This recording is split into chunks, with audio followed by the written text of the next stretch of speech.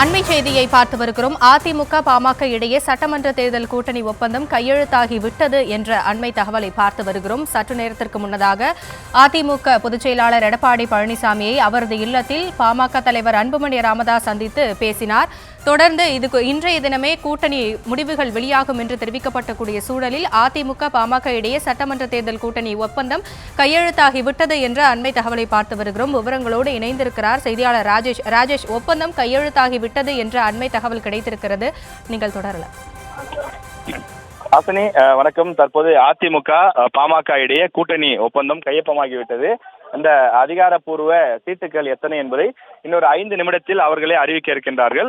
வரக்கூடிய சட்டமன்ற தேர்தலில் அதிமுக கூட்டணியிலே பாமக இடம்பெறுகிறது என்ற அதிகாரப்பூர்வ அறிவிப்பு இன்னும் சற்று நேரத்தில் வெளியாகிறது. தற்போது இபிஎஸ் அவர்களுடைய இல்லத்திலே 2 தலைவர்களும் கையொப்பமாகி போட்டுவிட்டார்கள். நாம் தற்போது இபிஎஸ் அவர்களுடைய இல்லத்திலே தான் இருக்கின்றோம்.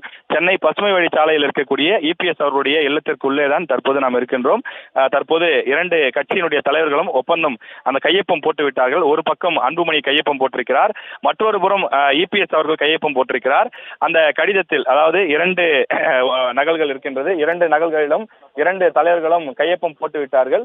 எனவே அந்த அதிகாரப்பூர்வ அறிவிப்பு பத்திரிகையாளர் முன்னிலையில இன்னொரு 5 நிமிடத்தில் காண்பிக்கப்பட இருக்கின்றது.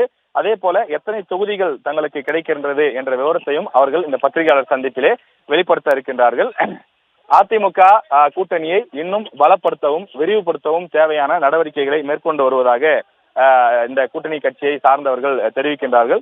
தொடர்ந்து இந்த கூட்டணியில மேலும் சில கட்சிகளை சேர்ப்பதற்கான நடவடிக்கைகளை மேற்கொண்டு வருகின்றார்கள்.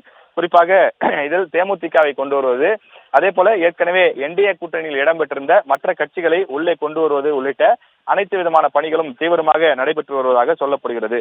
அதாவது திமுக கூட்டணியை எதிர்க்கக்கூடிய திமுக கூட்டணியை எதிர்க்கக்கூடிய அனைத்து கட்சிகளும் இந்த கூட்டணிக்குள் வர வேண்டும். அதிமுக தலைமையிலான கூட்டணி பலமாக இருந்தால்தான் அது வரக்கூடிய சட்டமன்ற தேர்தலில் வெற்றியை பெற முடியும் என்ற அடிப்படையில் தொடர்ந்து கூட்டணியை பலப்படுத்தக்கூடிய பணியிலே இபிஎஸ் ஈடுபட்டிருக்கிறார்.